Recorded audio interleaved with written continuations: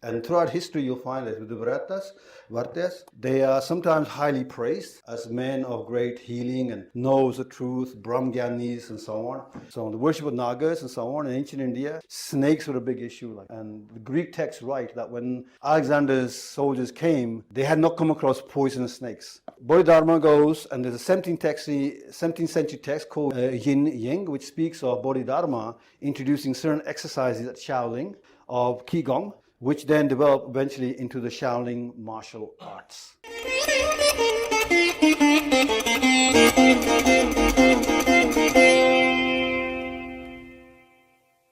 So, Kshatriyas and the warrior traditions, the martial arts of northern India are known as Shastra Vidya. That's the classical art. If you go into the Rig Veda and onwards towards Agni Puran, Dhanu Veda, what we have is Shastra Vidya. Shastra Vidya in time can be known as Sanatana Shastra Vidya, the timeless science of weapons. Now, I will start at the very beginnings as to where the Indian martial arts start from. Then I'll go on to how they developed, and then I'll conclude and demonstrate how they have influenced the martial arts of China, Japan, Indochina, etc. Now, in the Rig Veda, there is a class of ascetics or sadhus that are extremely mystical. And for the last 100 years or so, people have been trying to explore who these people are. And they go on to be mentioned, especially particularly in the Artha Veda. There are many references to these. And these Vartya sadhus are presented differently in the Rig Veda, to the Artha Veda, and later on the Manusmriti and so on. There are many that, at the beginning, they are a complete mystery to many, and so on. They are found wandering from modern-day Punjab, all the way from Rawalpindi way, modern Pakistan, Punjab, all the way across, mainly in the region of Magda. So Magda is modern-day Bihar.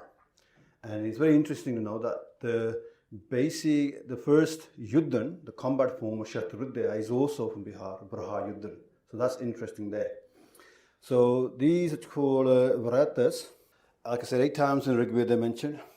In the Satha Rudra of the Yajurveda, the Virta Kand, chapter 15, that is, of Atha Veda, they are spoken of as divine Virtyas, Deva, Vya Virtya. So they're divine individuals and so on. The Atha speaks of mystical fellowship of the Virtas. And these Virtas is a whole chapter, verse dedicated to who these Virtas are. And again, they're spoken of as the keepers of the sacred knowledge. In the Jaimini Brahma introduces Virtas as nomadic ascetics who are foul speaking. So they're not really nice people. And you'll find that sometimes among certain sadhu groups, like the Kapalakas and so on, they will be speaking foul language to just keep people away from themselves. It's not that they're uneducated, they're stupid or so on. They don't want to associate with the world at large. Vratas were basically outside the Vedic system. Sometimes they were considered inside, sometimes outside, etc. and so on. But in general, they had their own rituals and so on, and it's very varied. They're spoken of as being magicians, of singers, of medicants, and from my perspective, importantly, they're also spoken of as warriors. There's a whole race of Vartya Kshatriya. The Mal, the ancient Mal, there's a race called the Mal, and the Mal, or the Maloi, they sometimes call them, they're the ones who engaged Alexander the Great. So when Alexander the Great came to the Punjab, he had a great battle with Porus initially in Punjab, and then he went south after defeating Porus, or I would say not defeating him, more so they came to a point of a agreement amongst themselves. So Porus joined. So there's 2 Porus. There's the elder Porus and there's the younger Porus. The older Porus then joined Alexander the Great, and in the Greek writings, there's a famous called incident when Alexander met Porus. So Alexander was like 4'5" or like that small, and we're talking about Porus who was over 6.5 feet tall. And when they confronted each other, Alexander asked him, "How should I treat you?" And the famous answer is, the Greek writings, that as you treat a king. This impressed Alexander the Great. Then Alexander the Great, not being stupid, he wanted to know the lay of the land. So he incorporated Porus and his armies with him, promised Porus the kingdom of his nephew, because there's a younger Porus, took their kingdom. Then they combined their forces and they fought a confederation led by the Maloi, or the Mals, So Malli Goth amongst the Jats are descendants from them. And this confederation was over 90,000 strong. And there was a fierce battle between them. As for Alexander the Great, like I said, even though Alexander and his allies won, the damage inflicted upon him was such that psychologically the Greeks, we call the Unans, were shattered.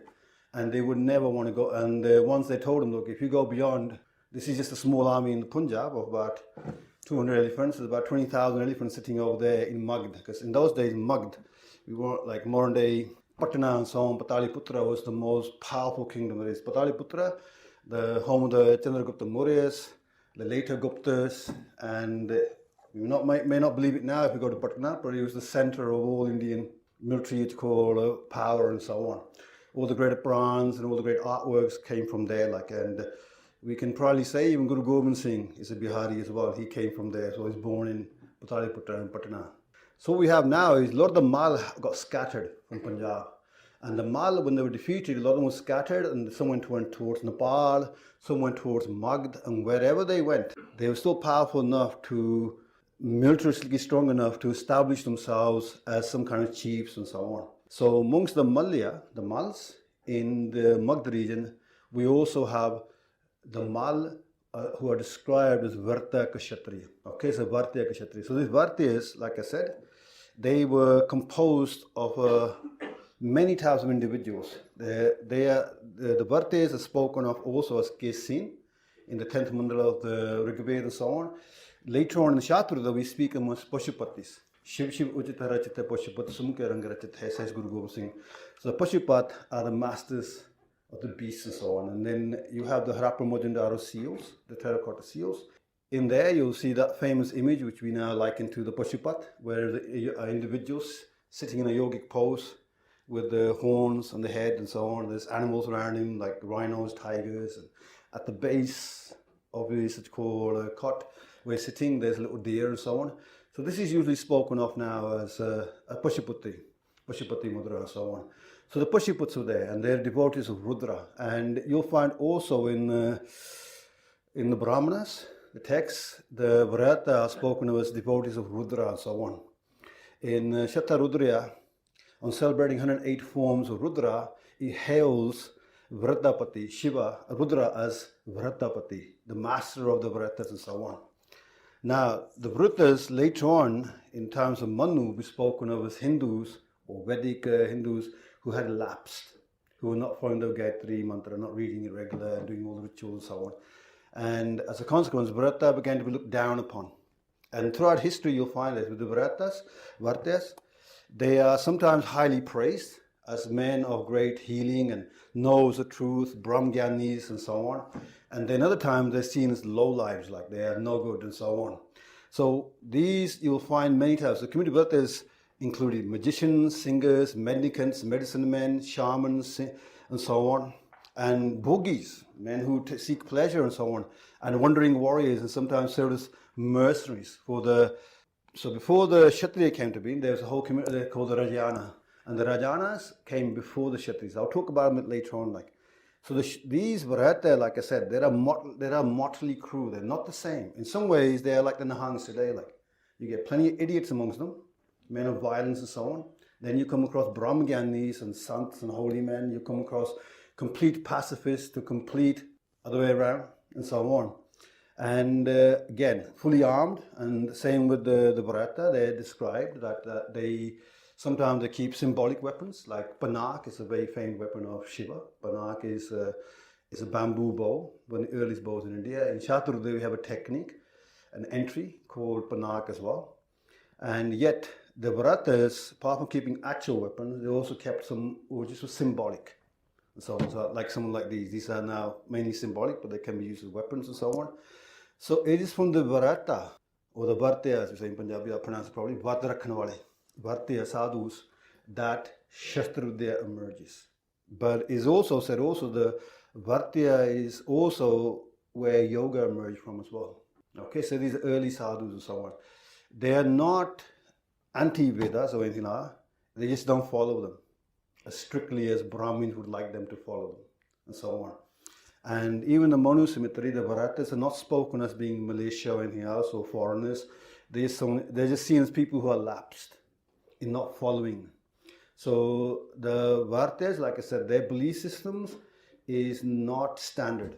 They're not all the same. Some are pacifists, some are sadhus. They've spoken of dressing.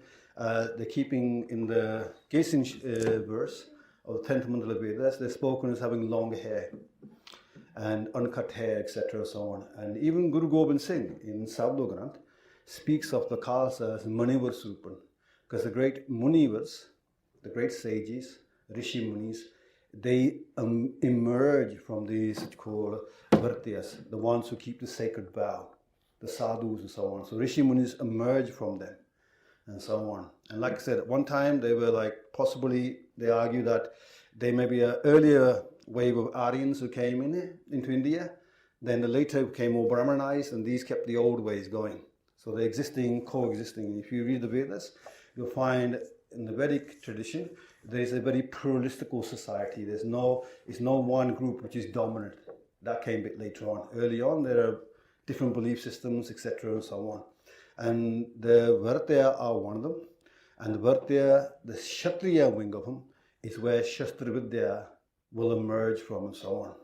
So I said the Vartyas are also known as Pashupatis. And the Pashupat, the master of the beasts and so on, inner beasts, like Kam, Kro, Lo, Moh, Hankar, and the outer beasts, the jungles and so on, is the one who conquers them is the Pashupat. And Pashupat is an epithet now, as we know, of Adideva Shiva. It's associated with Shiva.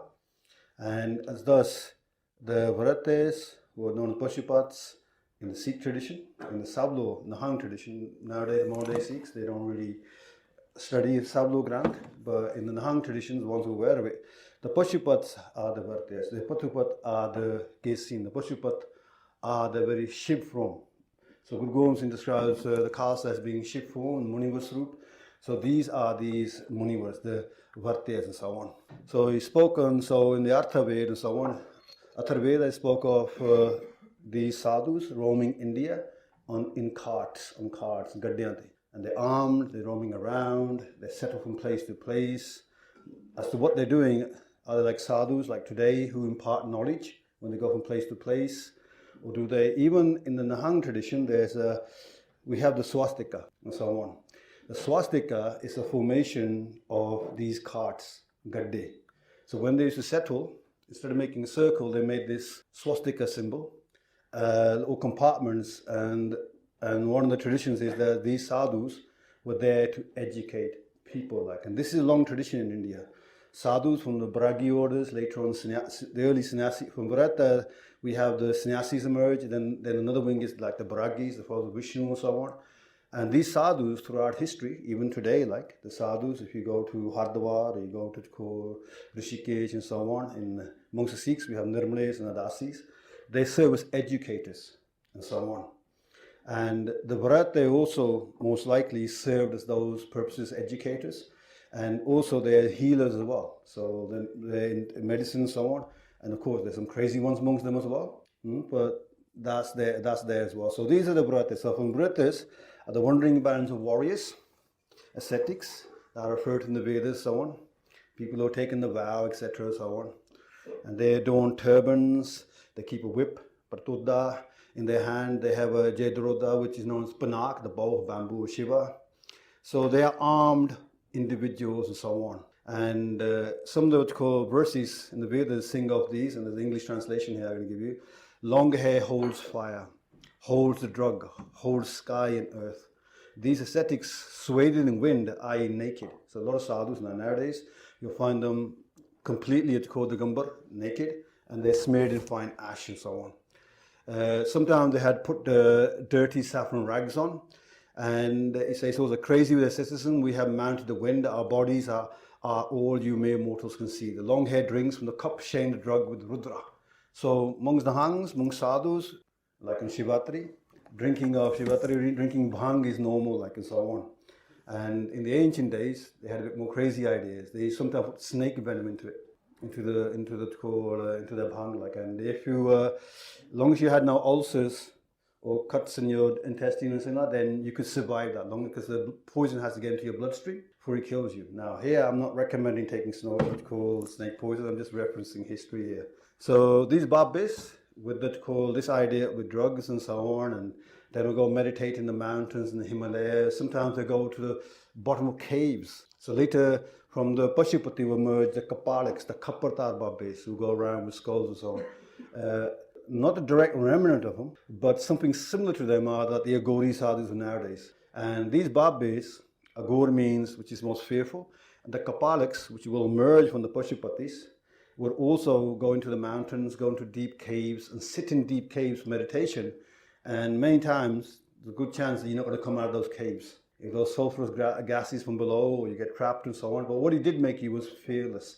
And once they came out, they're completely fearless. Later on, the Kapaliks would actually have a 12-year vow when they joined. So that for 12 years, they will live in Shamshan Ghats, they live in horrific places, they will avoid discourse and the connection with the community, society, and so on. And they'll eat things and do things which we find abhorrent and not normal and so on, because nothing is horrible for them and so on. And we don't know if the Vartyas did this, but we know that other sadhus following from them, they did this, so it could be early tradition there.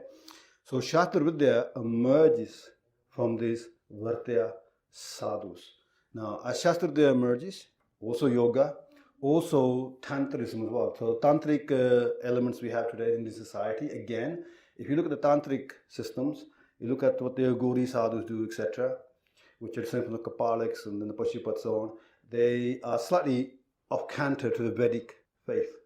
But, you know, in India, we have a great capacity, Sanatana Dharma, of accommodating everyone. And so the Pashupats eventually were accommodated. The Pashupats became, some branches became pacifist, led by Brahmins even, and peaceful and so on. Others were more aggressive and so on, like spoken in the Puranas. The Kapaliks that emerged from the Pashupat, okay, so look at me say, Varatas, Varte, the ones who keep the vows, Varte, they're known as Kesin, Pashupat, and then later on as Kapaliks, the Kapatar Babis. And some of the Kapatar Babis were hostile to the Aryan authorities and so on, the Brahmanical authorities and so on. Now, whether there was actual physical conflict, we cannot say, but we do know that the Kapalik initiation involved sacrificing a Brahmin to Rudra and eating from his skull. But you guys are okay, because those Brahmins have to be pure Brahmins. And nowadays, we don't have pure Brahmins, so the Kapaliks will not sacrifice any Brahmin in this age.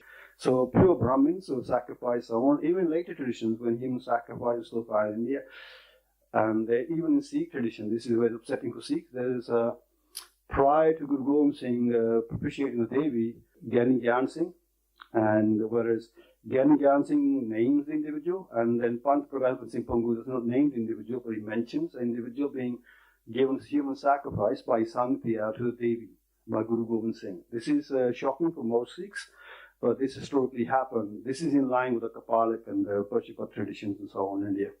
And whereas this human sacrifice of Pai Sangtiya, there's even a Dera of Nirmali, Samad in Hoshiarpur, where there's an image of this happening. Well, there was an image of it once. That might be whitewashed now because I've got the image. I took on that image. And there's reference to this, like I said, in history, but in modern day Sikh writings, when they come to Pant Prakash and Naveen Pant Prakash, these texts usually get expunged. And if you look at the earlier editions, which are available, you'll find reference to Pai Sangtiya being sacrificed by Guru Gobind Singh, human sacrifice.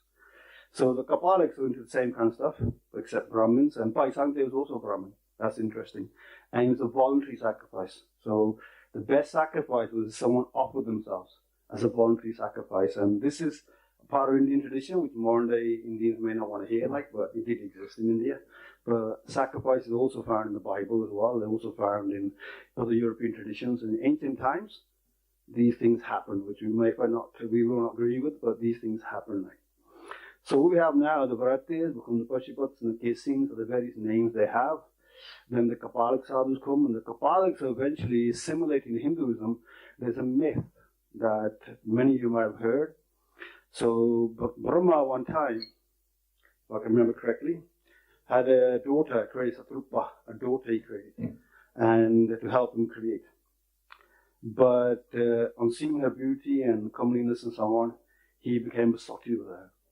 And then everywhere the girl ran from his lustful look, he grew a head, like, so Brahma's 5 heads emerged that way, like, and the 5th head eventually she pleaded to Shiva as she went to the skies, and then Shiva with his, so then if you look at the fingers, Angusht, this is known as Tarjani, because we cast Chakra with it, Krishna.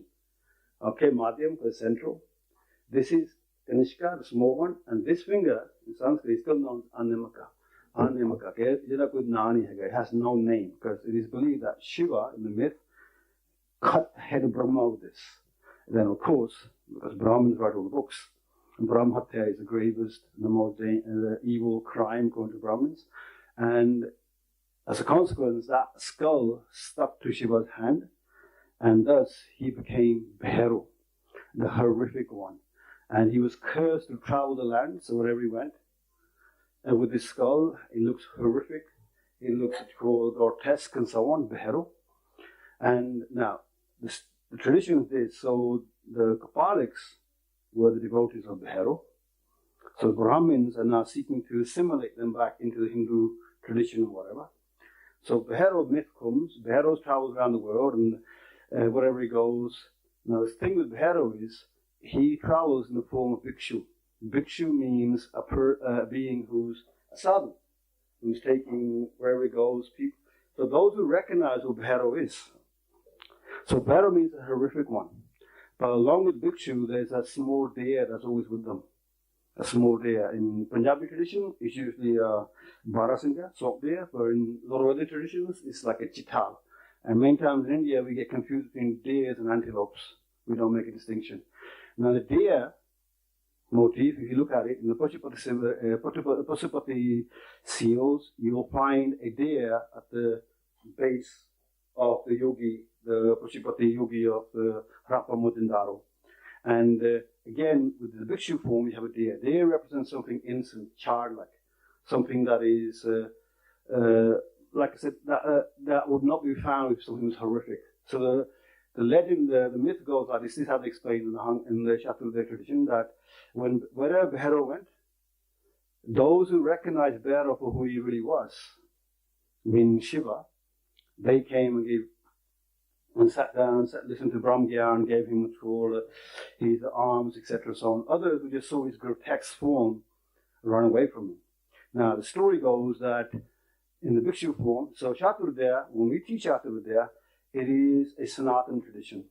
So we take these well-known myths that we have, and we transmit knowledge from thousands of years. The Vidya itself, so the school I represent is from 1661, but the actual Vidya is 1,000 years old.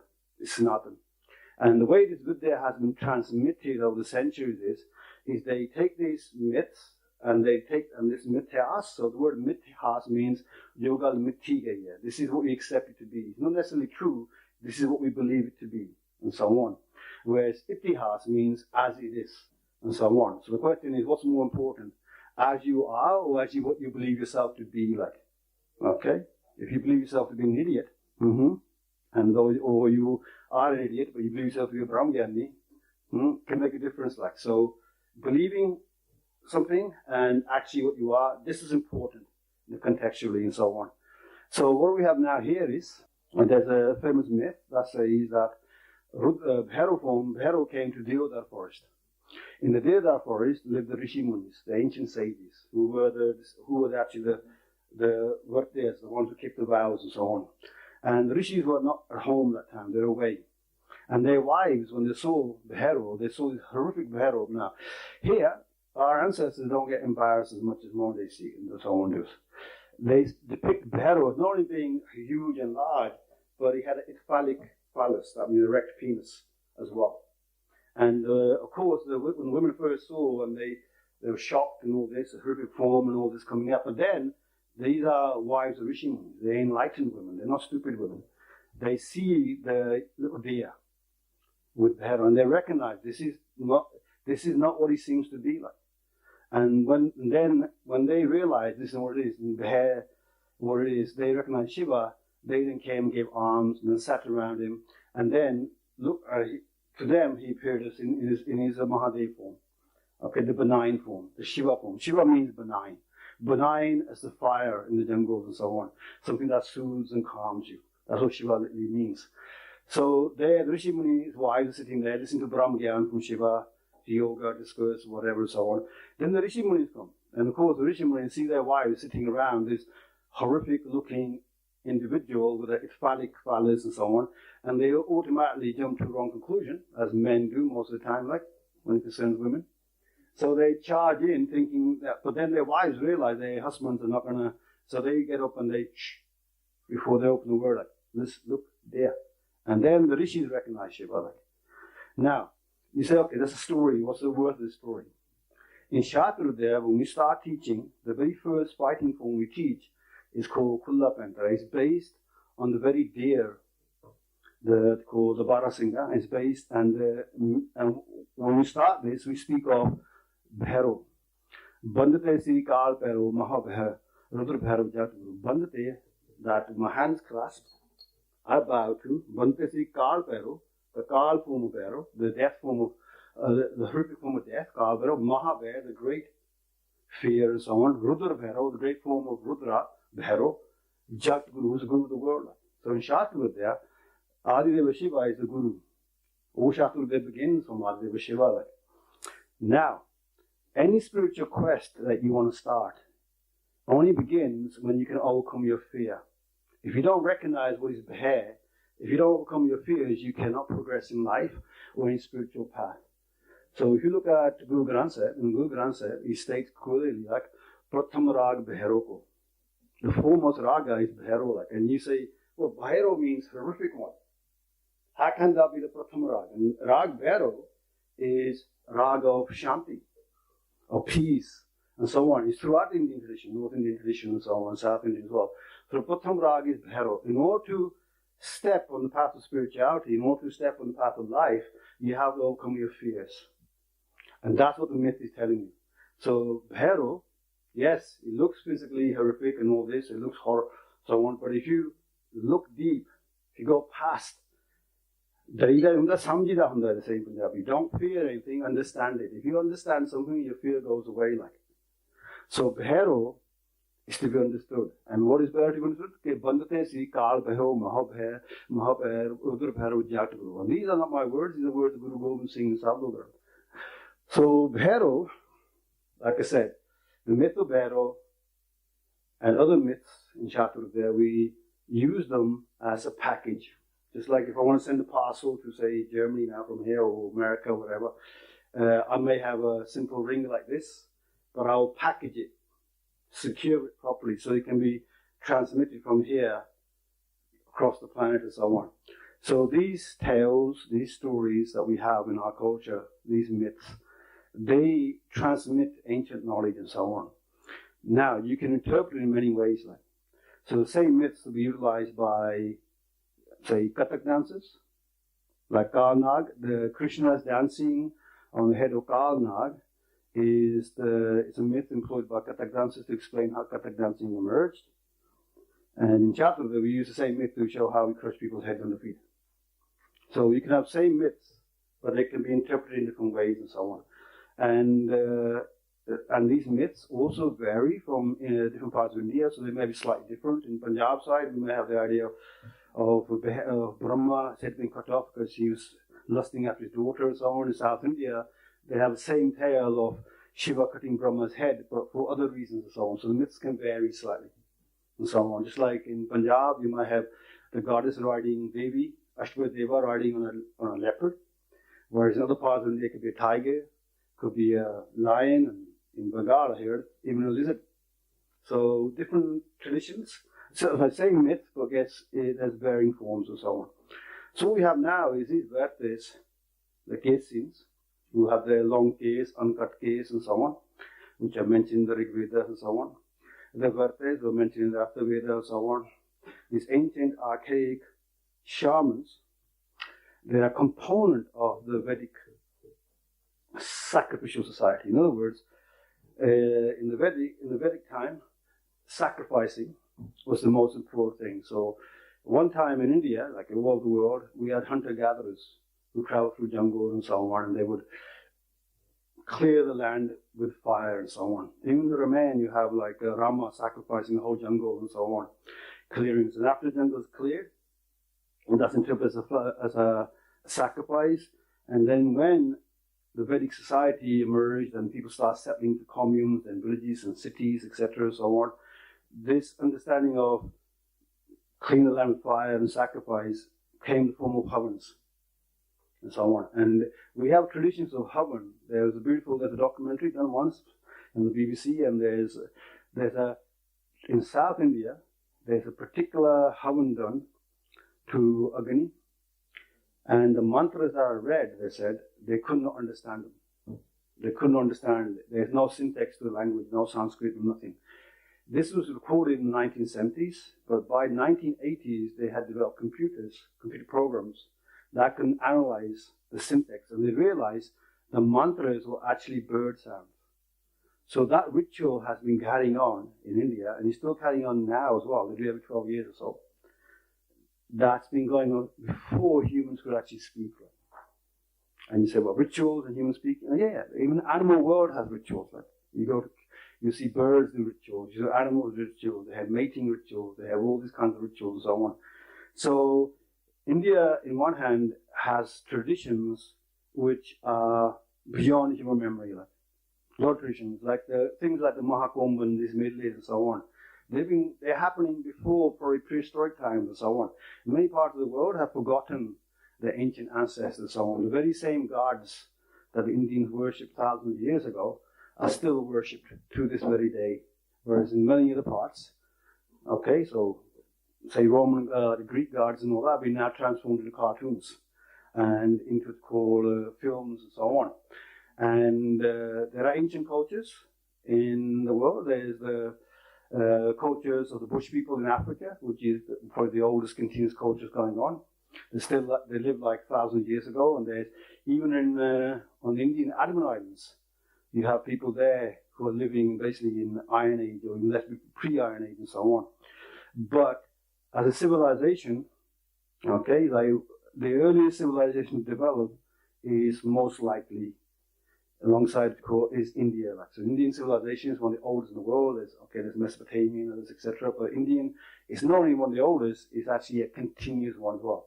Even places like China, with communism and all that, has been overhauled.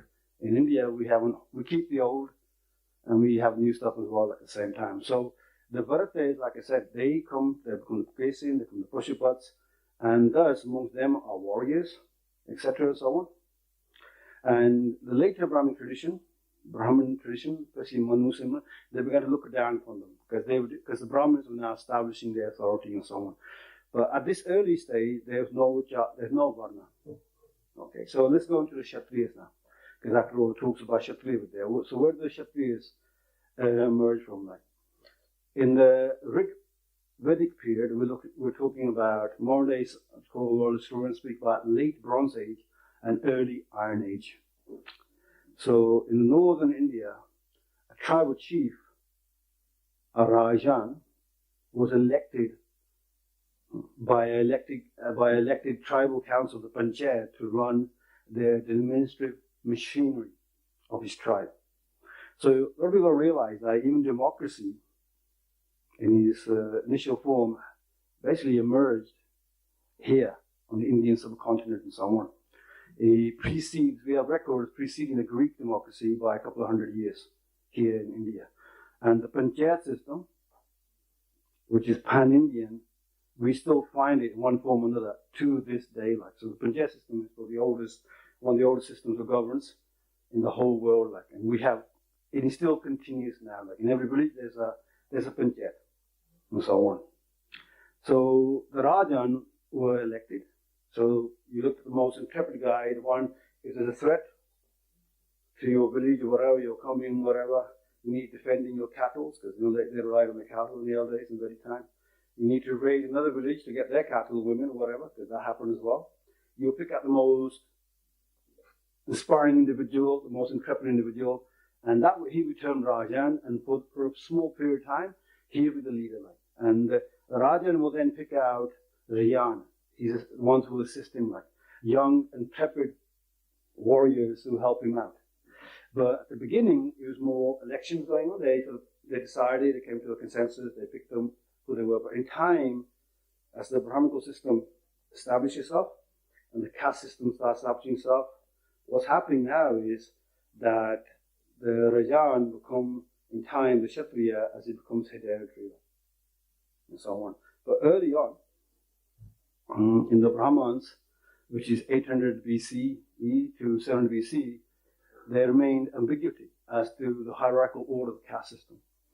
In the Panchavimsha Brahmana, the Rajan are placed higher than the Brahmins. So the Kshatriyas were above the Brahmins one time. Whereas the Brahmins start writing books, everything changed, and so on. So we have this. So we have the Brahmins, then we have the Rajans, but we still had what we nowadays call sadhus as well. So the Indian society we have is hierarchical leadership is represented by three distinct entities. You have the Kshatriya, the rulers, the kings, and so on. Okay, they are the ones who physically rule, keep the armies, and so on. But then also, balancing them out, the ritual life cycles of society are done by Brahmins. And the Brahmins of old were learned individuals. And whereas Brahmins themselves in time became a caste, and became hereditary and so on. And even amongst Brahmins, you have hierarchical Brahmins, low caste Brahmins, middle caste Brahmins. Even now, go to a Brahmin wedding and see how many teva, how many connect. They have to figure out everybody from everybody. But one time, Brahmins were not caste, or the Kshatriya were not caste. And there's a very famous tale in one of the Upanishads that a young lad came to a Rishi Muni, a sage, one of these co-correct place, and asked him, "Can I study with you?" And the Rishi asked him, "What's your caste? What's your varna?" And he goes, "I don't know that." So this is a tale from the Upanishads. And he goes, "I have no idea. Let me go and ask my mother."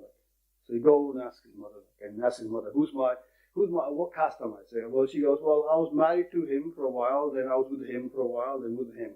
She's a bit of a child woman, right? She's everywhere, sleeping around. So one of them is your father. Pick one. So he goes back to Rishi Muni, and he repeats what his mother said to him. And right away, Rishi Muni goes, "You're a Brahmin. You spoke it. The truth is higher than anything else." And so in one time, the caste was not based on birth. And we have evidence of this from the Bhagavad Gita itself, based on karma. We have a whole discourse of Yudhishthira with his father in the Mahabharata, with that famous incident where the Pandavas were thirsty. They came to a pond, and there's a yaksh there, and the yaksh says to them, answer my questions first, and then you may drink. And of course, the younger Pandavas, they couldn't care less. They dropped dead, and then Yudhishthira had a long discourse, and it's all about caste and so on.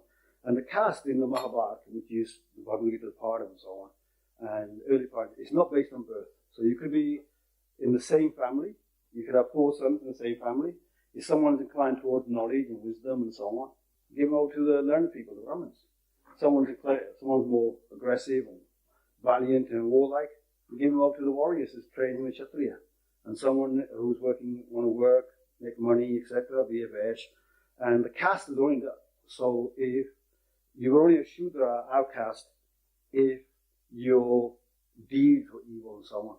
And this is also referenced in the Sikh tradition as well, when Bhai Nandalal is discussing caste with a Brahmin in Sikand Bhaktamala. There, Bhai Nandalal explains, Brahman is he who knows Brahmavidya. And Kabirji says, like Guru Granth says as well. A Kshatriya is he who guards Dharma. A Vaishya who doesn't know the kid and shares with society. And the Shudra, no matter what birth, where you were born, is those who do Shudra karma. Okay, if you lie, you cheat, deceive, and murder and so on, then you become an outcast. And if you, even now in this society, if I met someone here and said, "Well, this guy is a mass murdering rapist," you would not invite him to your house and so on. You would say, "Okay, he's outcast, he's gone." And throughout the world, and so on. It's a consequence, but in time in India, the caste system gets solidified and so on. As to how early, maybe when the Muslims came. And when the Muslims came, around the 10th century, 9th, 10th century, upward mobility. So before, you could change caste. There are many instances, like even Chandragupta, the second, not the Maurya, the other one, is known as Chandragupta the Vash. He was a Jat, and he ended up killing his king, and he became, and so on. Even among the Rajputs, Rajputs don't like to hear this, but amongst the Rajputs, the tradition of a great Havan being conducted.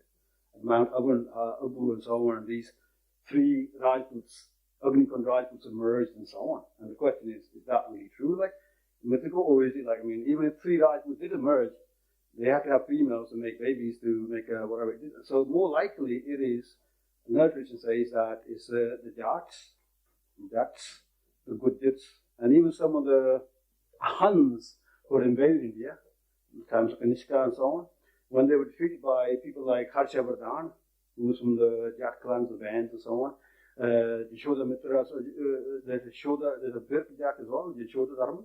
Others, when they defeated these guys, the Brahmins took the Jats, the Gujrats, the men who lived there, and did the Havan, and basically purified them and made them into Rajput and so on.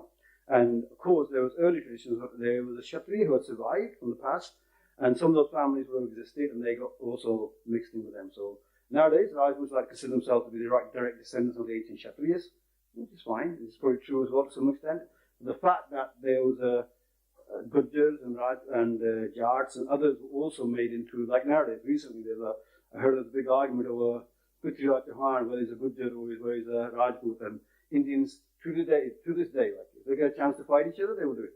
Okay, so Prithviraj Chauhan, is he a Gujar or is he a Rajput, or most likely both, and so on. So that's carrying on and so on. And if you go to Maharashtra, like Marathis, they like to insist that Shivaji Maratha was actually a Rajput. And there's a historical tradition where a purification ceremony was done for him as well, like to purify him by the Brahmins, who they would anoint him as king and so on. And it's interesting to note, a purifying ceremony was observed amongst the Vartyas as well.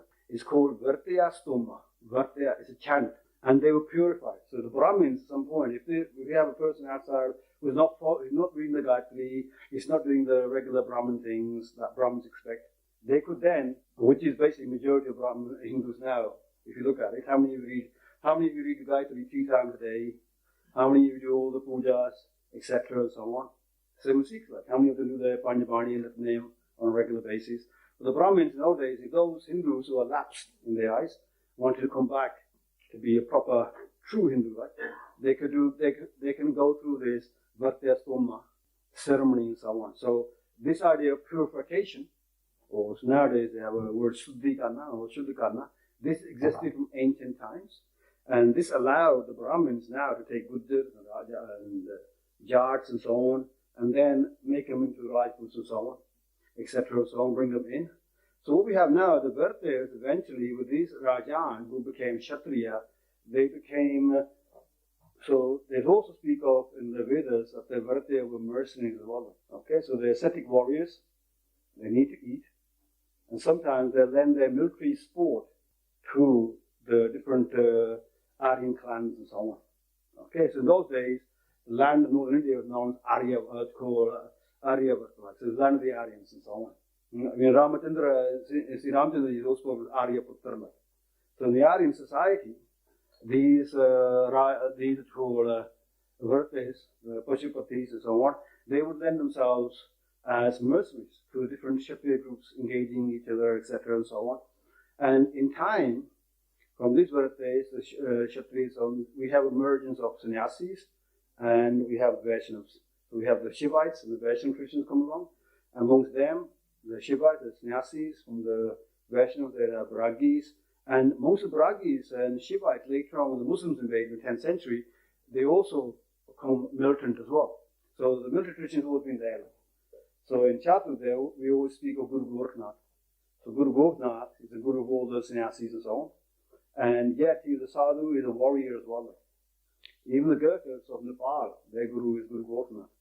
And in Punjab, in the Han tradition, we trace the Kokri, which is a weapon par excellence, best cutting weapon from pound to pound.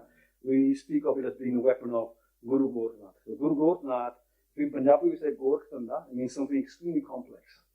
So Guru Gorakhnath and his disciples are even paraphrasing Guru Granth Sahib as well. So Gorakhnath was a great sadhu, but a great warrior as well. And Gorakhnathis, they reckon, were the first ones when the Muslims started invading, militant Muslims, and certain fakirs came over from Persia, which were militant. The first Hindu Sanatan sadhu group to take up weapons to defend the community society were the Gurkhatis. And the Gurkhatis were militants throughout the British Raj time. Thus they came under the list of what's called criminal tribes. Even there was a rebellion by the Sannyasis against the British and so on. So the Sannyasis, and even like Nihangs and so on, they came under the Criminal Tribe Acts and so on, the British Raj. So what we have now is these sadhus who have now they're now transformed into Vaishnavas and Shivites, etc. and so on. They are becoming now like Rajgurus, in terms of Rajputs. So Rajputs have these Rajgurus. Many Rajputs even had it called these whole armies of sadhus and ascetics who served as their shock troops and so on. So they existed. These are sadhus who are fearless. They're naked, they smear themselves with ash and so on, and once their drugs and concoctions are there, they serve to dash into the enemy, do as much damage they can. So these armies existed. They existed right to the British times and so on. And even now we have remnants of them. In the Hindu world, we have the Naga sadhus and so on. Although they emerged a bit later on. When Jethram had a conversation with Gobind Singh, later on these Nagas start emerging amongst the Dadupanthis and so on. And even if you look at the Khalsa tradition, the word Khalsa is not unique to the Sikhs. There's even a Vaishnava Khalsa. If you go to Kumbh Mela, you'll see this whole Khalsa, but they're Vaishnava Khalsa. The word Singh is not unique to the Sikhs. Amongst Rajputs, there's Singh. The word Nahang is not unique to the Sikhs. You have amongst Sannyasis and among Brahgis orders which are called Nahangs. Even the Mughals had a Nahang order as well, and so on. And the word Nahang is found also in the Shahnama, in the Persian text and so on, and also in the Indian text. Don't forget, the Persian influence in India, especially Punjab side, is pretty strong as well. So the Persians, who like to call themselves Aryan, and Indians at that time were Aryan, they're basically cousins. Ethnicity-wise, they're connected. So the Zoroastrian religion, with their text, the Avesta, and then the Vedic religion, they're related, but they're dramatically opposite. And the Sura, the Devta, in their Avesta is Asura, and their Sura is Asura. But there's also another differentiation. The Zoroastrian faith is black and white. Everything in the universe is divided into good and bad, like day and night. Whereas the Indian tradition is pluralistical and paradoxical. It's not. So it's the complete opposite. So they may have started from the same origin, but they're diversified.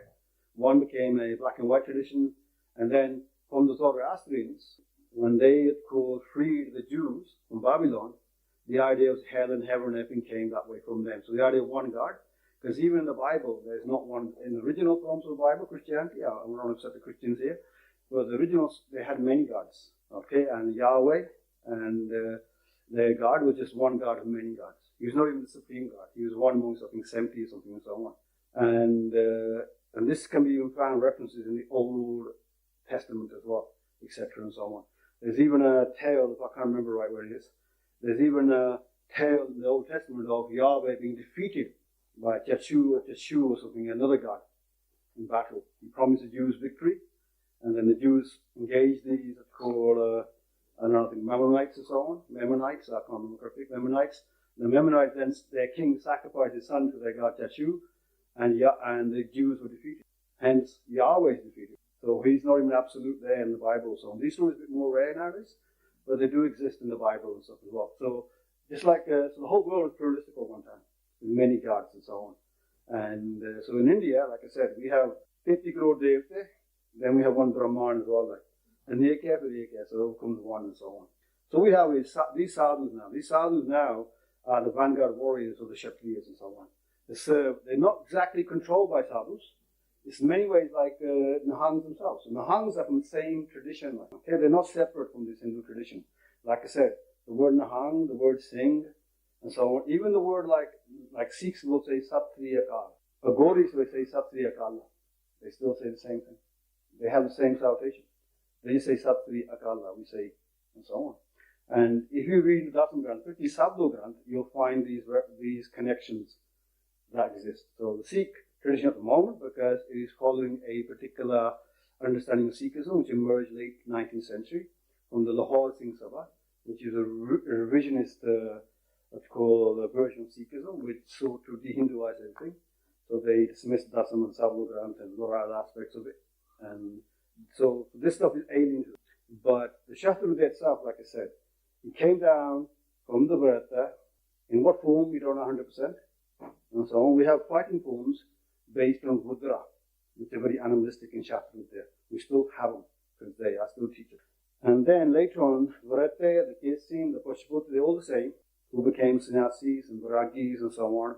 They latch on with the Kshatriyas incorporate them as their soldiers. In Maharanjit Singh's time, 9th century, Sikh armies of Maharanjit Singh would have Nahangs as auxiliary forces and so on. But Kalifullah Singh, his Nahangs, just like those sadhus of old, were not subordinate to the king. In fact, Maharanjit Singh himself had to bow to them. The Jathadar of the Kal Takht and the Jathadar of the supreme spiritual head in the Sikh world was the Kali Nahangs of Burda. And all Kal Takht Jathadars traditionally were Burda Nahangs. And the Dalpant, they were the head of. And they were like those ancient ascetics and so on. Okay, so they were subordinate to the conceptual idea of a nation and so on, like the sadhus of old, like the Khalsa Panth, etc., to the Guru and so on, but they were not subordinate to any particular man. Khalsa, hui khud khudai, jin khud bhi khud khudai. Anamane kiske bin Satya Pachai. So they acknowledge no authority except Satya Pachai. And the sadhus there, they acknowledge no authority but of Rudra, not the king or anything else. They may belige the king and stay with him and help him out if they wish, but they can wander off whenever they want. So even the Bharatas of the Vedas, they say sometimes they can be seen wandering off by themselves, sometimes in small groups. They move here, they stay there, they go wherever they want, they go off and they do what they want. Even later, so next year we have the in Ayodhya, the great mandir coming up of Ram, and one of the key things in that tradition was that Nahangs in 1857 or so, I think, just 25 Nahangs just popped up out of the blue, entered the complex, wrote Ram Ram on the walls, and started doing the Havan. And so, just like those ancient ascetics, the Nahangs are still falling there. We Punjabis, in Nahangs, we call them Rangalapant. They have many shades and so on. You may get, unfortunately, in the newspapers, we get the bad ones up. The ones who go around chopping people's arms up, like people doing talks like this, you never get them and so on. But in every group, in every family, there's always an idiot. And Brahmins are rare, but there's good people everywhere. So that sadhu tradition carried on. And then, in time, we get the emergence of a place called Taxila. So, Takshina Taxila. So, let's look at Taxila now. In the Ramayana, it speaks of Taksh Nag Ka Sila. Taksh is said to be the son of Bharat, who was the nephew of Sri Ramchandra Maharaj. And Taksh, he's the one who built this Sila, this called place, Takshila. And Takshila becomes a great place of learning. So originally it was multiplied as a Hindu religion. So as Hinduism now is emerging, so the present day Hinduism, which is based more on the Puranas and so on. So we're not actually, Hinduism today, we've acknowledged the Vedas, we've acknowledged the ancient Upanishads and so on, and their philosophy still have influence on us. The Vedanta and so on is still the key philosophy, underlying philosophy, in Sikhism and Hinduism mainly and so on. So everything evolves, everything changes with time. We have to make concessions with time. It is simple as that. And this has happened. So in essence, it's the same, but in outward form and shape, it's not exactly the same, and so on. But if we went back in time, or we brought from ancient time, brought a Bharata sadhu here, and put him in Kumbh Mela, he will recognize it. It's slightly off canter, it looks slightly different. He may not recognize the telephones and the computers, but he'll recognize we're in the same country, in the same place. And so on. Even the idea of ancient Indians, when they looked at their geographical boundaries on, they did not have maps like we have now. Like ancient Indians would travel, and if there's a mandir there dedicated to say Bhim or someone else, but they know this is now Sanatan land, wherever there is. So they had this.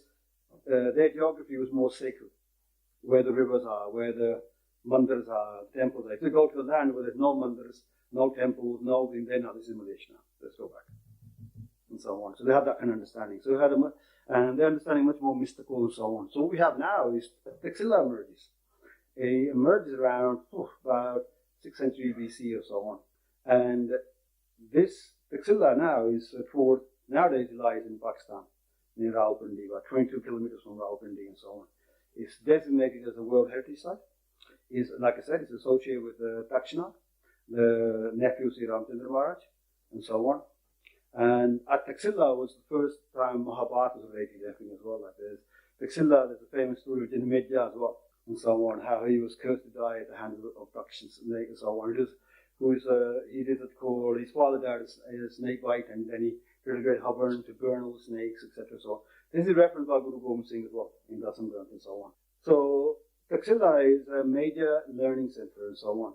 And Shastra there, as we know now, like, is systematized there, like, in Shastra there. I'll give you a quote about Taxila. So it lies in Pakistan, 22 miles from Rawalpindi. So this is a quote from the book. Taxila, the intellectual capital of the Indian continent, subcontinent, from the different and distant parts of which there's a steady movement of qualified students from all classes and ranks of society towards Taxila to complete the education they had in the schools of their native places. Thus, the very centre of learning in the different parts of the country became affiliated as you were to the educational centre or the Central University of Taxila, which exercised a kind of intellectual serenity of the wide world of letters in India. So, ancient education in India was done in gurukuls, in ashrams, in akharas, and we have the Guru Shishya Parampara. And so people in their various, wherever they are, in India, wherever they would study in the Guru Shishya Parampara and so on. But then, if you find a student who's showing promise and learning, so traditionally in the Guru Shishya Parampara, like in Shatrugya, we have a Shigir first, a general student. And with the general student, we don't teach him everything. We teach him bits of this, bits of this, bits of this, and we see how he progresses and what his mindset is like. He's capable of learning this stuff. And then eventually, it usually takes about 12 years to make him to a shish, a personal student. So the personal student, we teach them as if they were like a mirror image of ourselves, like shish, shisha, that way there. And then in the ancient days, where general knowledge is given in these ashrams and so on, or kharas, but for higher knowledge of the world and so on, because Taxila was already a place for Indians in that time, so in the Vedic Aryabhat and so on. Taxila attracted students from far away as Yunnan, Greece, from Persia and so on, Fars, from Jin, China, even from Habish, Ethiopia and so on. So what we have at Taxila is like a world university. Okay, it's like Oxford or say Cambridge in England and so on, or the big universities have in India here, where people are coming from Africa, other places to come and learn and so on. And in ancient times, okay, there's no boundaries, there's no passport checks anywhere you go. Like, so if I'm sitting in Dinan, which is Greece, or Misr, which is Egypt, and I hear of this wonderful king of Taxila in the far land of the east, who pays scholars money and gives them wealth to teach, and where students can go and learn. It's on your own onus that you can travel there. And on the way, if you get killed or whatever, or abducted by someone, or for ransom or whatever, that's your problem. So India became almost like, it's like a Vishnu Guru at that time. People coming, like Chinese for 1,000 years would come to India to study and so on, Buddhism and so on. And along with Buddhism, main thing is going to cost. Taxila, which starts off as being a Sanatan center based on Dakshinaka Sila, in time becomes, when the Mauryas come in power, complexion changes to Buddhism. But you've got to realize in ancient India, Sanatan Dharma is such that it can accommodate a Buddhist complexion, a Vaishnava, a Shakti complexion, and so on. So there's no real conflict going on in that sense of the word. So the Buddhists can be there, Brahmins could be there, and so on. And we have stories about that there in Taxila. You have Brahmins teaching, then you have Buddhists teaching, and they were teaching all manner of knowledge is taught there. The youth of, there's a quote here, the youth of the warrior and Brahmin caste came from all over India to be taught the arts by him. He's a great teacher there. And this is spoken of in the Buddhist Jatakas and so on. And Taxila, as the text says, is known for his schools of law, medicine, and military science. And of course, they'll teach called Astic schools, of the Darshans, and the Nastic schools of the Buddhists and Jains and Charvakas. So all forms of knowledge is there. And the beauty of this is, unlike the Western religions, we have a conflict between atheists and theists. In India, we never historically had that until the Christians and Muslims really came here. And Muslims and Christians came. Because in India, our main concern is moksha. So if you look at the Kat Darshan, Shekar Shepadesh, Gurveko Vesanik, and says in Gurbani, the 6 schools of Hindu philosophy, you'll find many times you'll find the same schools that accommodate an atheistic branch which is universally atheistic, and a theistic branch at the same time. Same school with two different ideas going on.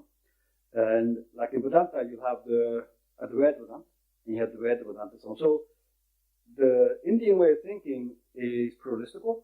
We say Bopanti in Punjabi, pluralistical. Thus, it's open to open-mindedness or discussing. You can join one Darshan school of Mimamsa, say, and then study all you can with Mimamsa. Then after you study Mimamsa, you say, okay, I'm going over to Vedanta. And then after Vedanta, I'm going to Nayana. And you can study and understand and so on. In the Mahatma Buddha, like the Buddha, he studied from what's called Vratas, sadhus. He had a guru who was also a Jain as well. And he went through all different places. So eventually he came to, before he gained enlightenment and so on. And later on in the Indian tradition, we'll look upon that even now the Mahatma Buddha is seen as the avatar of Vishnu. It's nothing, whereas those people who do not have access to the Vedas, they say, do not have access to Indian tradition, for them is the Buddha and so on, the teachings there. So if you go to Banaras now, there's no issue of Buddhists going to Hindu mandirs and Hindus going to Buddhist. I go to Buddhist when I go there. So in Banaras is common. So ancient India was very pluralistic, very accommodating, and as a consequence, at Taxila we have now the complexion changes because the emperors of that time, especially after Ashoka came in, they became Buddhist and so on. And as a consequence, now is a Buddhist complexion, but the underlying is the Sanatana element still there. And at Taxila is where the Vidya gets systematized. So Shatrudaya, let me explain, is we have fighting forms. We call them the Yuddhans. Ancient battles were based on fighting in formations. So Yuddhan basically means a form, which is like a formation. So Yuddhans, we have altogether, we have Braha Yuddhan. So Braha Yuddhan is from the region of Magda, which is modern day Bihar.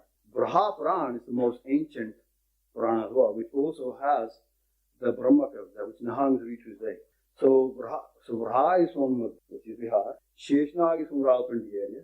Sheshnag is where the Nagas came from. Sheshnagas. Then Garuda is from because one time even Tibet was part of the Indian subcontinent. So there's a valley. You can actually Google it now on your phone and look for Garuda Valley. You'll see the valley there in Tibet. Garuda came there. So these are the fighting forms in Shatrudaya. The techniques, the styles are inspired by ancient Indian deities and avatars and so on. Okay, so we're not mimicking the animals, but we're getting inspired by them and so on. The ancient Rishi Munis, they lived in the jungles and so on, and they would study amongst the jungles, that's hence the Pashupats and so on. And even the yoga postures we have, the 84 traditional posture yoga, are based on the asanas of the animals and so on. So to this day, if you look at science, one of the reasons that we must keep the rainforest and nature with us and not to burn it all down is because a lot of our science is inspired by nature itself. And so we study nature, we go to the jungles and so on, etc. Look at the animals, the insects and so on. So a lot of it, if you look at a lot of research now, it's present day, large amount of it is based on nature. We're inspired by nature. So we are part of nature and we must keep nature alive and so on. So what we have now, the Rishi Munis are doing this already. These Rishi Munis are highly intelligent, they're not stupid. Their understanding of gaining truth, they employ pramans and so on. So they have pratyaksh, it means it's called observe and experiment and so on. Anuman and so on, to infer and so on. They use analogies, they use deductive reasoning and so on. So these are super smart individuals, they're not stupid. They don't go by superstition and so on. And India is beautiful in the past is the text, the Puran, the Shastras are written, how they categorize everything. Sometimes the ancient writers got overzealous in categorizing things. So they categorized the category again and again, and it became too complex. But if you look classical Indian music, and you see how complex that is, and in Shatrudaya as well, Shatrudaya is an internal art, meaning it doesn't use muscles directly, and it has a particular way of body mechanics and so on, which is non-muscular and so on. And the internal arts are seen as one of the highest arts in the world and so on, in martial arts in general. So majority of martial arts are external arts, meaning they're using muscle and strength and so on. Outward form strength for the internal arts, which are rare in China and Japan and India. These are very few nowadays. So Shatrudaya is one of them. So at Taxila, they took these arts. So from Bihar, they took Braha Yuddhan. Sheshnag came from the Taxila region. Garuda from the Tibetan region. Nandi came from Rishikesh area, Rakan area, Nandi. Narsingha came from Multan, Punjab. ancient temple of Narsingha was there in Multan before the Islamic invasions and so on. And when the Muslims, Arabs did invade Punjab for over a century, so they hid behind the temple of Multan. Every time the Rajputs would come from Punjab, they would hide behind it, certainly destroy it. That's how they saved it, how they defended themselves. So this is ironic since they're supposed to be economists, so they're hiding behind the idols. Narsingha from Multan, Hanuman came from Maharashtra, and thus from different regions, they took these styles. When they came to their masters, came to Taxila, they then systematized them. They brought them together and made them into one, and amalgamated into one form. So we have the Khatang Yudhan, the first 6 Yudhans, because the Khatangs represents the limbs of the goddess. So in Shaturudaya, whereas the Adidev is the master, the first guru of Shaturudaya, Shiva. Then the intellect of the art is based on Krishna. The Adarsh, the ideal of Shaturudaya is Ram, but the Ishtadev is the Devi. Okay, so prior to the Lahore Singh Sabha, Devi worship was common amongst the Sikhs. Okay, and during Havarns going Devi, there's meant to be a patra which everyone see in Prague, which even states Guru Tegh Bahadur left behind a copper plate, and only it states that he's the Ishtadev is the Devi, and so on. And amongst the Hangs, like in our school, we are Devi worshippers, but for us the Devi is Talwar in his main form and so on. But the physical Ashtapuja Deva, we still have fighting forms which depict the movements of the goddess. Simple movements which will begin like this, eventually becomes like this.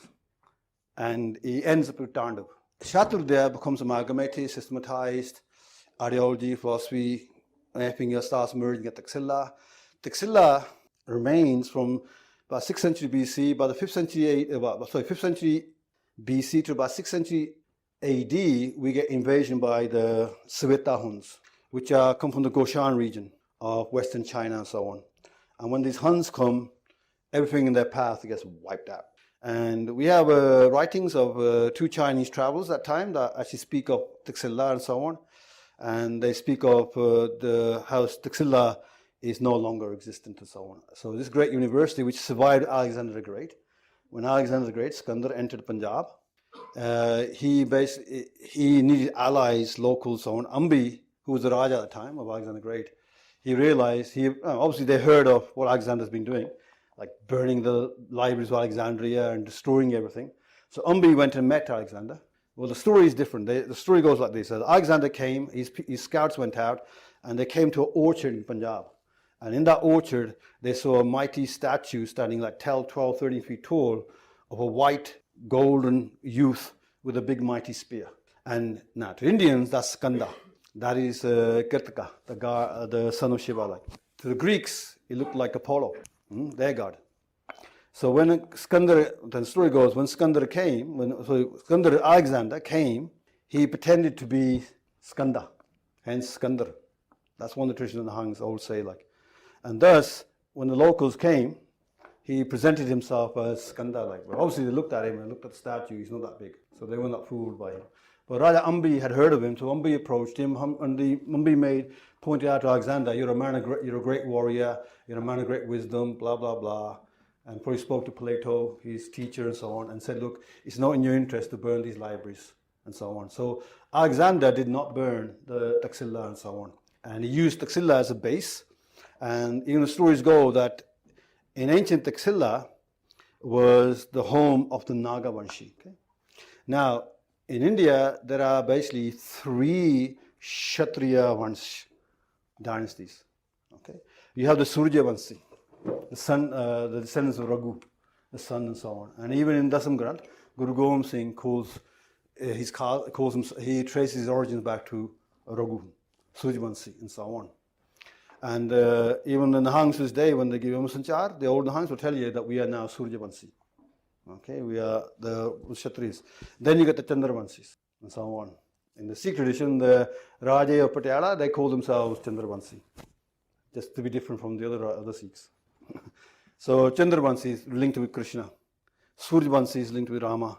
But before the Chandravanshis and the Suryavanshis, they were the Nagavanshi. They're additional. So the Nagavanshis are more linked with the Devaratas So the worship of Nagas and so on in ancient India, snakes were a big issue. And the Greek texts write that when Alexander's soldiers came, they had not come across poisonous snakes. In Greece and Europe, the snake's not poisonous. So a lot of them were foolishly picking up snakes or getting bitten by snakes. They were dying from snakes. And that's Raja Ambi then had to send his people who can deal with snake poisoning, or basically explain that don't pick them up. But there's even a legend that Taxila, to defend itself, they had pits of snakes. And then if anybody attacked their fortress, their city, they will put the snakes in pots and just drop it on them. The psychological effect of being, let's go, having a lot of snakes drop on you, and you're going to get snake bite is a horrific death. So worship of snakes at Taxila is mentioned by the Greeks as well. Okay, so Nagas, Nagavanshi, so on. So in the Vedas, we have the Ahi. Ahi is like a dragon-like creature that Indra destroys. Okay, Virte is described as Ahi, the Nagas, and I'll explain how it's linked to martial arts in the Japanese tradition later on. So from Taxila, the Vidya now, as Taxila crumbles with the coming of the Savita Hunnas and so on, then this Kshatriya Vidya now has been dissipating. Now, the Vidya of India, from Taxila, because we're getting students from Habish, Ethiopia, Misr, Egypt, right across from Greece, Yunnan, China. Kshatriya Vidya, as a Vidya, the martial Vidyas have been taught there, and they're teaching. It's called, there's a nice quote here that is recorded in history, and as an insignia of qualification, a gift from his teacher, an exceptional pupil received a sword, a bow, and an arrow, and a coat mail, and a diamond. The teacher also wanted to confer his student his class of 500 pupils, all seeking instruction in the military arts, as he was old and wanted to retire. So these military arts from Taxila are spreading all over the world and so on. Okay, and so that's one. If you look at the influence of Indian martial arts from Taxila, all this great knowledge is going out. Buddhism is going out for 1,000 years, and with this, the martial skills are going out. There's a university coming out. So when these go out, now we look at, okay, so from Taxila is the Indian belief. So when I speak to old Nahangs, like my teacher and so on, they speak of Kshatriya being this, from Taxila. And from Taxila is where this knowledge is spreading out to the world. Now, amongst the Chinese themselves, there's a legend of Bodhidharma. Okay, Bodhidharma literally in Chinese means Dharma of awakening. And in our language, we can say Bodhidharma, ke Buddhi Dharma, ke Buddhi Dharma. It could be Buddhism, may not be a single person, maybe just Buddhism and so on. So there's a semi-legendary Indian Buddhist monk known in China as Bodhidharma, who lived at some point between 5th and 6th century. And this is important because this is the time when Taxila is destroyed and everything scatters from Taxila. Over the centuries, Taxila gets invaded by many groups and so on. He changes hands with many groups and so on. But it is not destroyed because education is important in those days as well. But after the Huns came, the Savita Huns, it is no more Taxila. So many of these teachers and so on, or students or whatever, they now scatter to the four winds and so on. So it's interesting to see that in the 5th to 6th century AD and so on, we have Bodhidharma, the Chinese tradition holds. So Bodhidharma goes to China, and it depends on what, sometimes they speak of him coming from South India, sometimes they speak of him coming from the West, and so on. Sometimes they speak of him blue-eyed and white complexioned. Others speak of him as being dark complexioned and so on. But in reality, no one really knows, and so on. So Bodhidharma goes, and there's a 17th century text called Yin Yang, which speaks of Bodhidharma introducing certain exercises at Shaolin of Qigong, which then develop eventually into the Shaolin martial arts and so on. So that's one understanding. So Indian tradition says from Taxila, the Vidya is going out. All kinds of Vidyas going out from Taxila, radiating out around the whole world. But in the Buddhists talk about, the Chinese talk about legend of Bodhidharma. And then Bodhidharma is also said to have gone down into South Asia as well. So in South Asia, like Indonesia, Malaysia, and so on, they have their own legend about Bodhidharma, how he came from China, an Indian monk. He traveled through the areas and he brought some of the schools of Salat, which is a martial art from Indonesia. The Bodhidharma brought the martial arts there. But we also know the Majapahit and Visayan kingdoms of India were ruling for nearly 2,000 years in those areas. There's a reason why it's Indonesia. So if you look at Indonesia, the name Indonesia will tell you the influence of India is there. Is India, so Indonesia is India plus Nesia India means Indian, Indonesia means islands, islands of India. So in the Arabic text, Indonesia, Malaysia is spoken as part of Al-Hind, or Greater India. So not political India, but in terms of like cultural influence of India is there. Like, and even now to this day, Vietnam, Cambodia, and so on, like Angkor Wat is the biggest temple, Hindu temple in the world. It's not in India, it's in Cambodia. One of the oldest communities of Hindus in Java and so on. So in the ambit of Indian influence, we had this called the Majapahit empires, first the Masayan empire, then the Majapahit empires, and through them, sadhus and so on are now there traveling. Because now in Java, they practice certain forms of yoga and so on. So we know yogis and siddhas went there. And I have a school I have students in America, and in their school, they got images of what you call Hindu sadhus and so on, of Augustamani in particular, who they linked with what's called Muay Thai, the kickboxing style. In Muay Thai, if you go to Muay Thai, they have the old systems. They have things like Rama walking through the jungle, or Hanuman standing on a mountain, etc. So we know there's influences there. If you mention Rama, you mention Hanuman, and so on. In the Filipino martial arts, the early texts, the early it's called alphabet, so it's called Brahmani text. And we know there's Indian influences there. You still have hovels and in the jungles, orchards where you have Hindu Devi Devta there and so on. So all these things, so there's Indian influence through the Majapahit, Masayan empires and so on. And then finally, if you look at this, there's a Japanese tradition also which speaks of the Nagas. The Nagas get mythologized as snakes in India and so on. But in China, by the time we get there, they're spoken of as dragons and so on. And there's a belief that this knowledge from Taxila goes over to China, then to Japan. There's a quote I give from a book here. All along the tributaries of the Silk Road between India, China, Tibet, and Japan, dragons and serpents are portrayed as the guardians of knowledge and holders of secret powers. They dwell in water and yet generate destructive storms of fire. Kurkira is derived from Kulka, the name of one of the Naga Rajas or snake kings of India, often portrayed as the cosmic Buddha. These beings also represent the inner powers yogic warrior. The supreme image of this is found in the stories of Shiva, the warrior yogi deity, Sanskrit name for Fudo, Akalnath, was of Shiva, was one of Shiva's titles. So there's a deity called Fudo in the Japanese martial traditions. That's actually Achalnath, which is basically Shiva. Shiva's cosmic body is incarnate by the Naga Rajas, his parents out the dance of destruction and creation.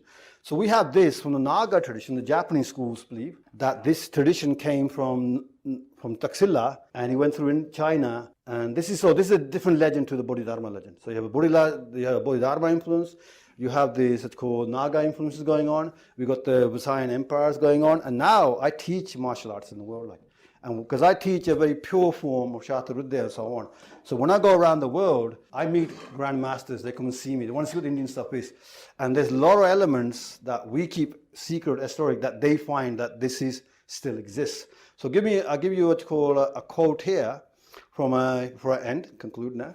This guy is a Kenjutsu master of a Japanese swordsmanship. And if anybody knows about Kenjutsu and swordsmanship in Japan, it is very secretive. They like to think themselves as being okay. So after he studied with me for a whole week, 10 days, he studied in the US. He goes, the Hindu-Sikh art of swordsmanship and the full art of battlefield fighting, I am incredibly impressed with the full range that is within the art. It is a complete art within itself. In terms of being an ancient art, unspoiled, unfiltered, and unchanged. I can see where so many other martial arts have derived a lot of their original movement from the Indian art. The misalignments, the deceptions, the body movements, the distancing. The art itself, I am so impressed at the fact there is a complete martial art here to learn, and the subtleties are endless. I am really impressed with the fact that there is so much to be learned, and you have to be very, very patient. In terms of what I see from this art, there is a lot of patience. This is not something you're going to learn in a year or 2 years, 4 years, a large amount of dedication, but the possibility for payoff and for reward in learning, it is immense. Now the next thing he says, this is a guy called Luc Lafontaine, is very interesting. He goes, there are very, very few arts left in the world that are whole and complete as a martial system from their beginning. If something was begun in the 10th century, the 11th century, the 14th century, the 6th century, very few things now in Western and Eastern martial arts are still a complete martial system from their beginnings. This system is complete from what I can see, what I have experienced. There's a full system here from its origins. You are learning something that warriors trained in 1,000 years ago. And for any martial artist with extensive experience, you can see that with enough experience, you can start to see the subtleties and can't allow them to frustrate you. You have to revel in them. You have to be excited by the idea that there are so many levels to learn, and it's an actual challenge. And I'm just really honored, thankful that Master Nidar allowed me to train with him. So we have a system here. It is complete. I go around the world. I teach, I fight, and I demonstrate. So in India, like I said, we need to increase the awareness of this Sanatan tradition of the Kshatriyas, just like you have yoga, Ayurveda, and so on. This tradition, like I said, it teaches you, apart from the classical fighting arts, you can serve as self-defense. Even you can, I even teach soldiers and so on and so on. So it's good for the soldiers, good for the police, good for self-defense. But the more important thing for me personally is there's a culture, there's a history, there's a tradition. All I've spoken of is from this art. So it's a whole school of a Sanatan way of understanding, of thinking, moving. Because you guys move like coconuts. You're all Angrez now. Most of you dress like Angrez as well. Like your thinking is Angrez, whatever it is. The British left you British. So this tradition needs to be preserved. And if you can't train in it, I would recommend that you can sport it in many ways. Financially, you can sport it. Other ways, you can sport it. And thus, like I said, if we do manage to preserve it, it's soft power in the world as well, for India and so on. Indians are always seen as, nowadays, it's not just pacifist, like, yes, there is a pacifist side to India. Mahatma Gandhi is there, like, he's to be fully respected. But don't forget, there is Guru Gobind Singh, Guru Hargobind, there is Shivaji Maratha, there's Rana Pratap, there are warriors, there are Kshatriyas. They also contribute to our culture, like, and the Kshatriya is their legacy that comes right from the Bharatas, the Kesins, the Pashupats, till now. We are fortunate that we still have it. There are martial traditions that only existed 40 years ago that's gone extinct. How many of you heard of Vajra Mushti? Vajra Mushti existed in Gujarat, in Vadodara, up to about mid-80s. You go there now, the schools are still there in terms of like a building. But you ask anybody anywhere around or inside even the school, people living there, about Vajra Mushti, they didn't even heard the name of it. Things that existed for thousands of years, they can vanish in a single generation. Like so, Kshatriya, as I have it now, exists with this school from 1661. Many Sikhs will conflate it with Gatka. It's nothing to do with Gatka and so on. But it's on the verge of nearly extinction. But we are keeping it alive, and we are aiming to bring it back to India and so on. So if I'm going to do these talks, I'm only doing it just to increase awareness of this and asking your help in preserving this tradition any way you can, spread the name, and we bring it back. Because India needs a Kshatriya backbone. India is now progressing, as India is now going up, and we're going back to our natural state of being as leaders of the world and so on. The Kshatriya backbone is required, like. And I'll end it here.